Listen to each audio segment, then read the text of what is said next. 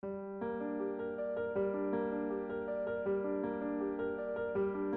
evening.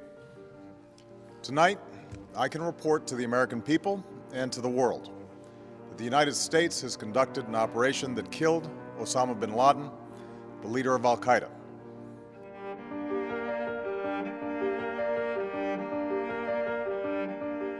Monday, May 2nd, 2011. The New York Times headline reads, "Bin Laden is dead."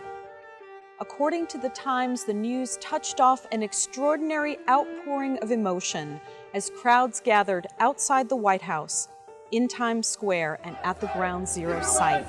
Times Square looked more like a party as hundreds took part in the celebration. It's a great hour for USA, great day for USA.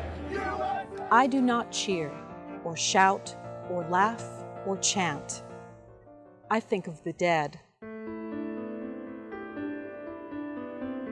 Nearly 3,000 dead on 9/11/2001.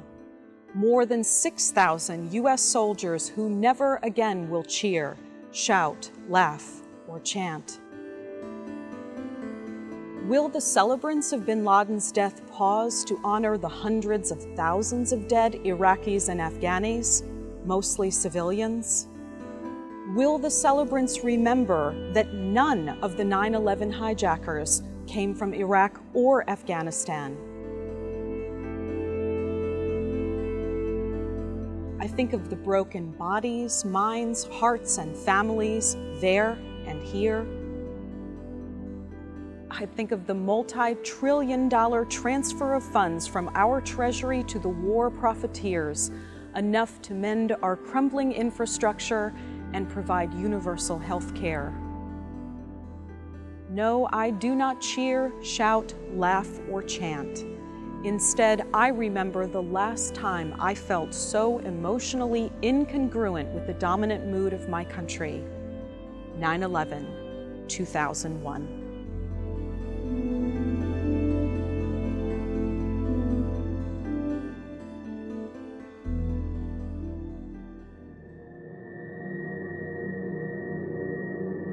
Nobody move. Everything will be okay. If you try to make any move, you'll danger yourself and the airplane. Just stay quiet. We can't even get into the cockpit. We don't know who's up there.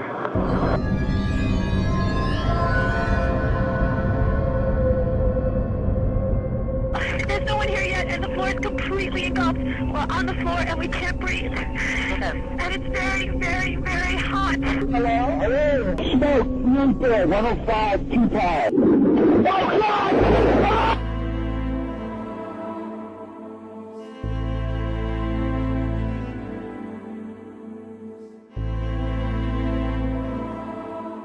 On September 11th, and for weeks thereafter, the nation cries.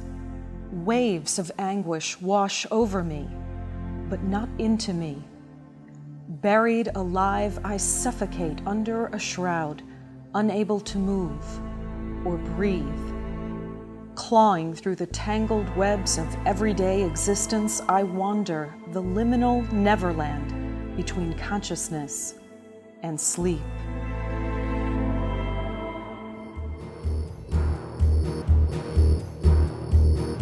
CNN coma, 3 a.m., 4 a.m., 5 a.m. Planes exploding, towers burning, folding, burning, folding, burning, folding. This just in. New shot, new angle, same angle, north, south, Trade Center, Pentagon, New York, Shanksville, D.C. Workplaces to graves, people to ash.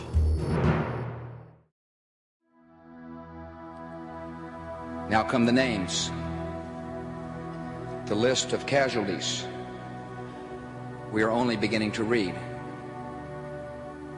They're the names of men and women who began their day at a desk or in an airport, busy with life. On the mornings of our nation's mourning, I am racked without sobbing, brimming with no tears. I study the images, a man with outstretched arms and legs reaching, falling. I cannot see his face. Are his eyes open? I cannot hear his voice. Does he call out? For whom?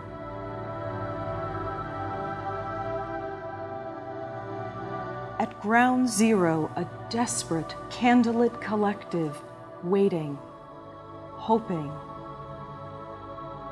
Missing Paul Ortiz. Looking for Scott Hazelcom. Vanessa Kolpak, hair blonde, eyes blue-green. Wall of tears, portraits of grief. I can only gasp. On September 11th and for months thereafter, the nation howls. We'll put a boot in your ass, it's the American way. Either you are with us, or you are with the terrorists. An act of war, an axis of evil. Smoke them out and bring them on. We must take the battle to the enemy. We will fight with the full force and might of the United States military. You will not escape the justice of this nation. All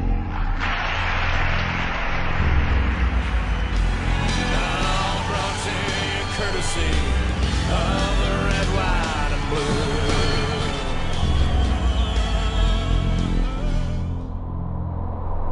Even my usually subdued husband Doug seems perched, ready to do something. I do nothing.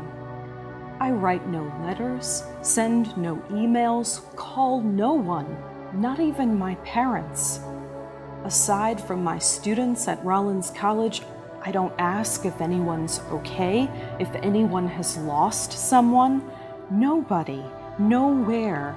I am embalmed, yet awake at my own wake. And then it happens. Not with a cataclysmic bang, but with a whisper of humanity.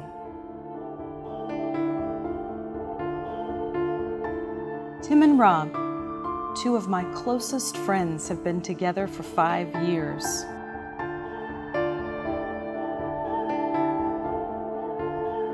One October evening, I visit their new apartment. As I step onto the sidewalk, I see their 2 trucks parked in tandem. As I move my line of sight toward the door, my peripheral vision catches a glimmer. I turn toward it.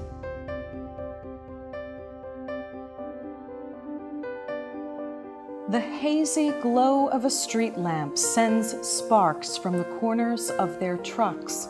At first, I think it a reflection off their taillights, but when I move closer, I see the source of this illumination. The stars and stripes of 2 matching American flag decals.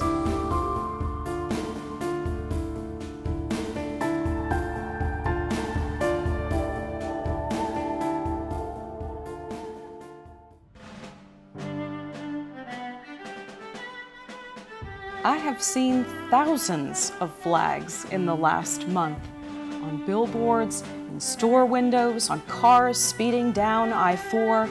I have watched the landscape fill with red, white, and blue ribbons, shoes, t-shirts, ball caps, lapel pins, earrings, scarves, pendants, ties, and tie tacks.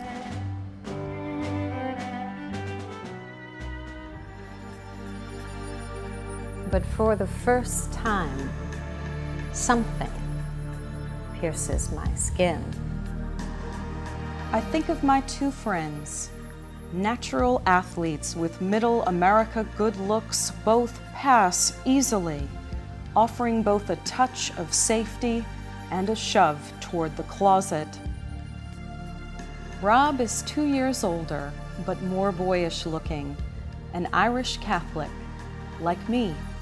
The 6th of 7 children, a physical therapist by training with a gentle voice and comforting hands.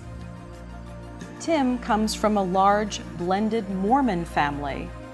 After putting himself through private school, this cost accountant abandoned corporate America because it bled his soul dry. I recall our travels together: South Beach, Fort Lauderdale, Atlanta, Paris. I think of shared milestones: Doug's and my wedding, Tim's graduation, my graduation, their move to Orlando, our move to Orlando, the publication of my book, Between Gay and Straight, whose cover the four of us grace. Birthdays, anniversaries, separations, reconciliations, injuries, illnesses, deaths.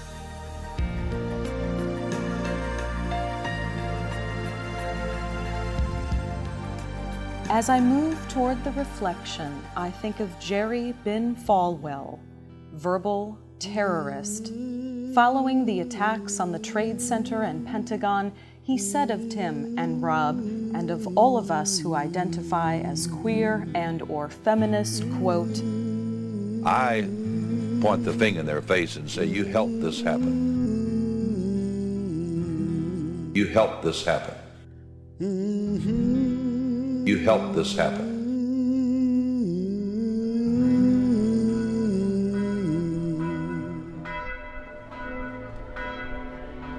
I consider the many churches in which my friends are not recognized as a couple. Spiritual ties bind Tim and Rob, but not to each other. A fellow Mormon once told Tim that his homosexuality was a cross to bear. Under Catholic doctrine, the pathway out of their relationships, sin is paved with celibacy, a practice some priests cannot sustain. I think of pop culture's normalization of homophobia.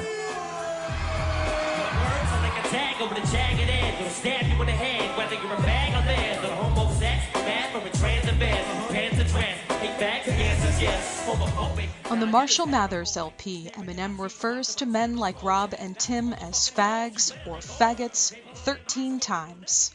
Marshall Mathers debuted at number 1, sold over 10 million copies, and won 3 Grammys. Eminem got to sing with Sir Elton John.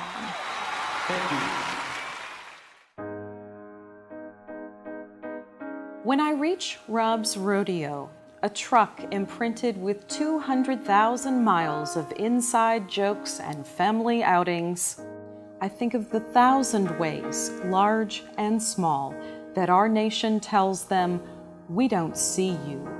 We wish you didn't exist. Their company's health insurance and bereavement leave do not cover domestic partners. Rob and Tim cannot file joint income taxes and are not entitled to survivor benefits. At the time of the attacks, in 39 states, including Florida, where we live, it was perfectly legal to refuse Tim and Rob's service in a shop or restaurant, to deny them a hotel room, house, or apartment, even to fire Tim and Rob for no other reason than being gay. On 9/11/2001, they could be arrested, prosecuted, and convicted as sex offenders in 14 states, including Florida, for having consensual relations in the privacy of their own home. At the time of the attacks, Florida state law prohibited Tim and Rob from adopting children, even those who were sick, abandoned, unwanted. Though men and women like them have given and are giving their lives, Tim and Rob could not serve openly in the military. But they could and can be targeted, bashed, and left to die. Because sexual orientation was not a protected status at the time of the attacks, this would not have met the federal criteria for a hate crime.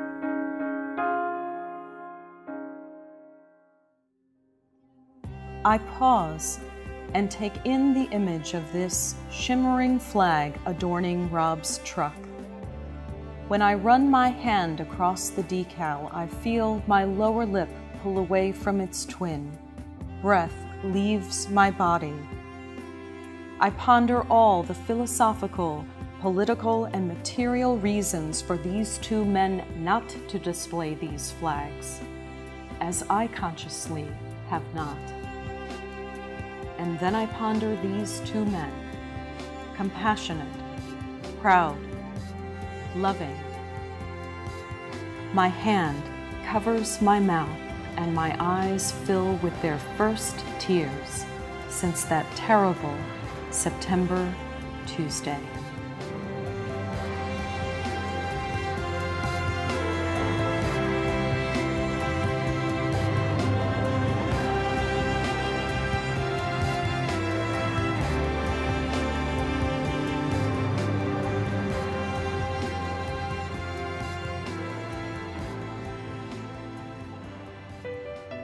In 2003, the U.S. Supreme Court struck down all remaining sodomy laws.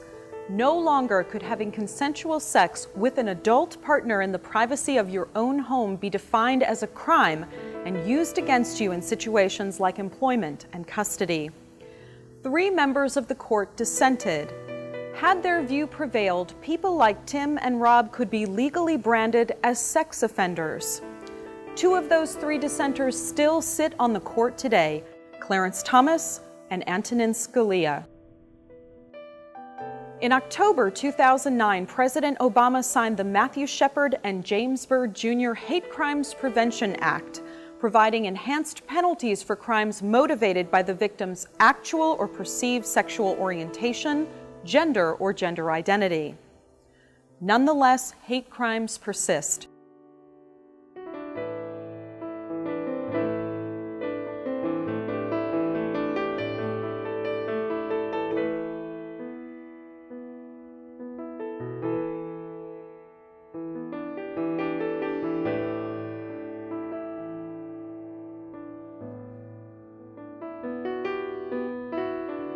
In April 2010, President Obama ordered hospitals receiving federal funds to allow visitation by same-sex partners.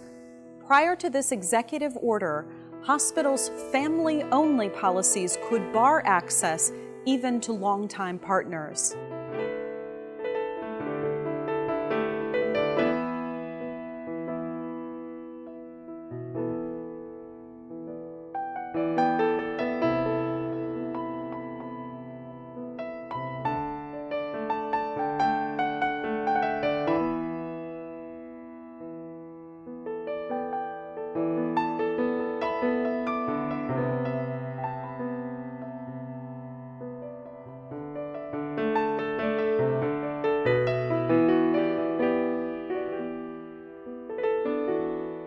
In September 2010, the Florida 3rd District Court of Appeals ruled unconstitutional the ban on adoption by gay, lesbian, and bisexual individuals and couples, in place since 1977.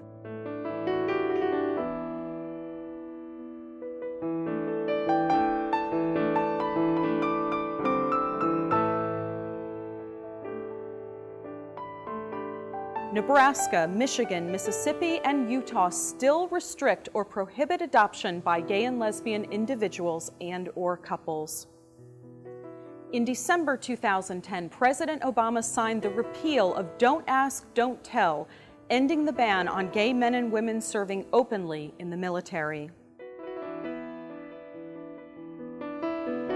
There still are no federal protections on the basis of sexual orientation and no state-level protections in 29 states.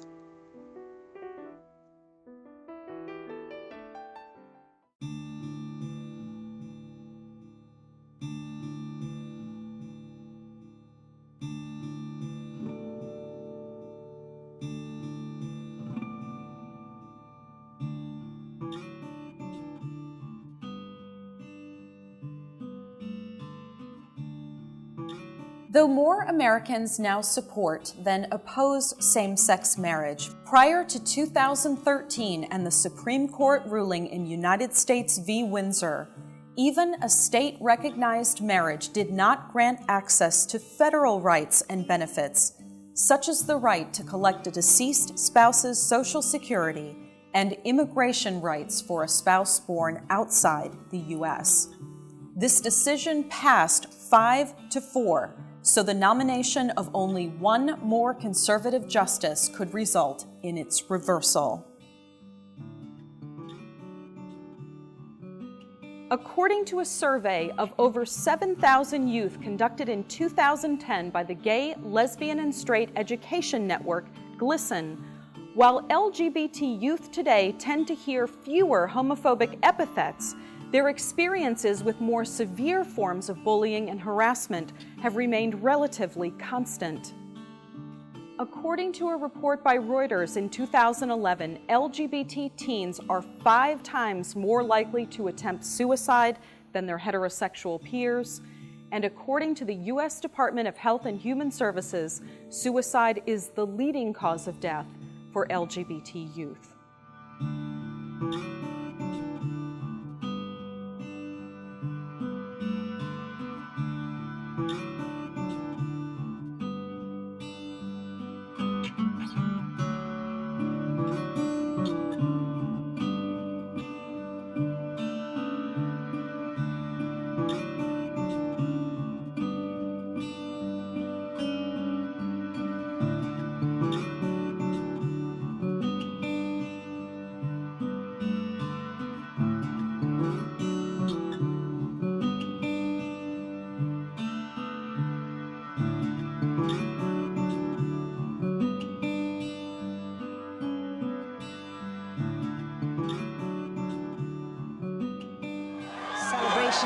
In the United States, the pictures say it all. Americans celebrating the news that bin Laden has been killed. That's in Washington, D.C. Thousands also gathered in New York.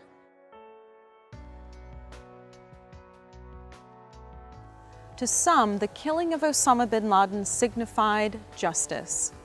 But there are questions that bin Laden's death cannot settle. What should we remember about September 11th? What lessons does 9/11 teach? As we move forward, who will be included in our definition of a real American? Who will be cast out, branded as other, as not one of us? Will we again lash out at easy targets, as evangelist Jerry Falwell did at feminists and gay people? As the Bush administration did at countries that did not attack us? Or will we seek a path that renders the events of 9/11 less possible in the first place? A path on which we cheer, shout, laugh, and chant to life for American or Afghani, heterosexual or gay, Christian or Muslim, or none of the above, at least as loudly as we have cheered, shouted, laughed, and chanted at one man's death.